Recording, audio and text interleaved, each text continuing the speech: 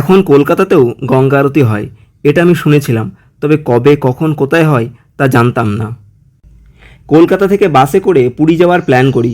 বাস ছিল Babughat bus stand থেকে। Bus stand থেকে বাস ছাড়ার সময় ছিল রাত 8টার সময়, আর আমি পৌঁছে গিয়েছিলাম সন্ধ্যা 6টাতেই।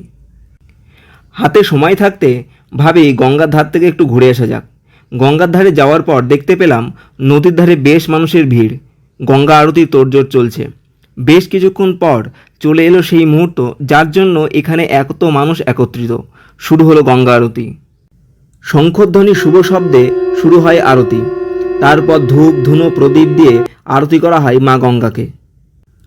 আরতি কেবল নদীর দিকে হয় এমনটা নয়, চারদিকে আরতি করা হয়। আসলে মা গঙ্গার নামে এই আরতি নদীকে, জলকে, মাটি বাতাস আকাশ আগুনকে, এই আরতি প্রকৃতিকে। Subscribe for more mini blog.